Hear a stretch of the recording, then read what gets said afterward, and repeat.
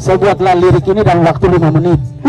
Dalam waktu 5 menit, tapi nadanya saya buat di sini. Mainkan coba. Siap. Mari tersenyum untuk Bapak. Tampan rupawan, murah hati untuk rakyat, berdedikasi tinggi, hidup seadanya. Inilah Ganjar Pranowo. Pariwisata yang menarik di NTT sebutin 3 aja. Kira-kira kalau kita mau datang aja orang itu kesini-sini gimana? Terserah, pokoknya kamu sebutin lah di NTT 3. Pak, saya rekomen kalau kesini kunjungi ini gitu. 3 aja. Kalau ke NTT wajib banget, harus banget ke Manggarai Barat, khususnya di Labuan Bajo. Oke, that's the first one. Yang kedua, kalau udah lihat pemandangan laut dan lain sebagainya, kalau mau di darat yang keren harus ke Sumba, Pak. Iya, Overland Sumba. Iya, dan yang ketiga, ini masih hidden gem banget, Bapak harus pergi ke Pulau Sabu, Bapak. Sabu, iya. Ada Klub Bamaja, ada Grand Canyon yang daripada Bapak jauh-jauh ke luar negeri, di sini ada, Bapak. Yes. Bisa. Hah? Ini sambil ngobrol ada promonya.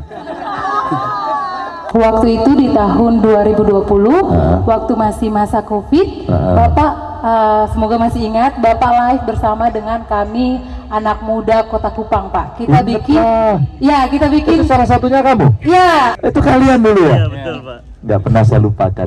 Setiap saya bercerita kemana-mana, itu experience saya, bukan experience kalian saja. Jadi sebagai pemerintah itu kita melihat, itu ada itu anak-anak hebat. Luar biasa, kongkusnya dulu dikirim, langsung habis. Belum sampai ke tempat saya sih dihabisin orang gitu. Aduh. Dan ini maksud saya ada lokalitas yang dibikin sedemikian rupa sehingga sangat punya nilai tambah dan itu keren. Itu saya temukan. NTT ini IPM terendah nomor 3 nasional.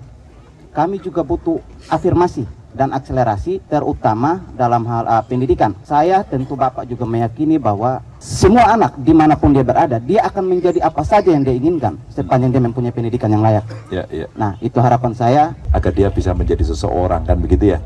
Maka apa? Aksesnya suka nggak suka harus mudah. Kalau perlu dipaksa. Saya pernah ketemu anak, dia nggak mau sekolah karena apa? Orang tuanya nggak mengizinkan. Sehingga dia masih kecil tapi harus bekerja membantu orang tuanya. Saya paksa, akhirnya saya suruh dia sekolah di rumah. Tapi saya nggak punya sarana, Pak, saya beliin apa? Handphone aja. Ini sebelum Covid. Jadi saya sekolah virtual sebelum musimnya orang pada Google Meet, Zoom gitu ya. Sebelum musim itu, sehingga mereka belajar di rumah dan kemudian kita dekatkan dengan sekolahan yang paling dekat di lingkungannya. Maka dia belajar dari rumah. Maka belajarnya menjadi tidak terbatas, tidak harus datang ke sekolah gitu. Yang tidak mampu bagaimana?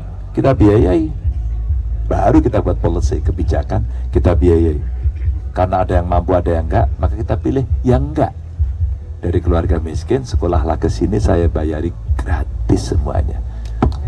Kamu saya tarik boarding school, kamu nginap di sini, ya kondisinya seperti ini, seragam saya kasih, sepatu saya kasih, buku tulis semuanya saya kasih, makan saya kasih. 3 tahun kamu. Nanti pulang bagaimana? 3 tahun lulus, kamu pulang, kamu bekerja, karena disiplinnya tinggi, hasilnya bagus, maka setelah dia bekerja, dia membantu mengentaskan kemiskinan orang tuanya. Akses.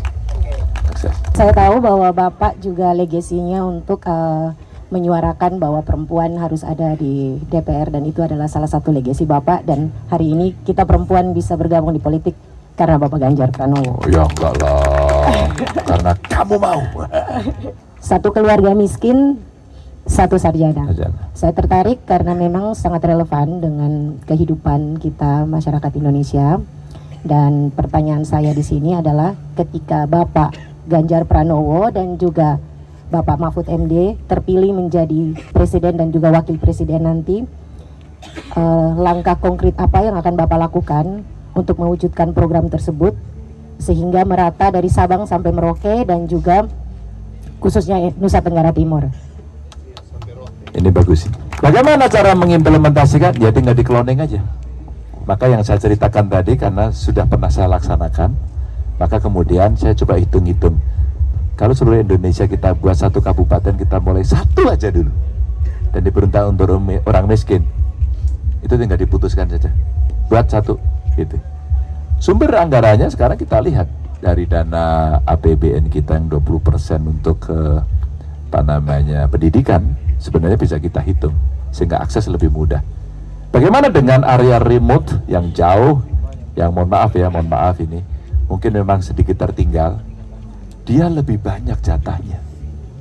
Itulah afirmasi, itulah tindakan khusus. Kalau dia lebih banyak jatahnya, maka yang terjadi, ya ini kita harapkan menjadi tempat untuk bisa melakukan lompatan, sehingga daerah itu akan bisa lebih mengejar ketertinggalannya, ya kira-kira seperti itu. Jadi tidak sulit. Memang yang saya ceritakan di dalam program-program itu, saya mencoba mengembangkan dari yang pernah saya laksanakan. Nah, saya ingin tanya tentang tanggapan Bapak dan juga sikap Bapak dalam menanggapi tentang TV ataupun media sosial, baik itu TikTok, Instagram, yang dimana justru lebih menyorot contoh hal-hal yang sebenarnya tidak punya edukasi yang bagus contohnya.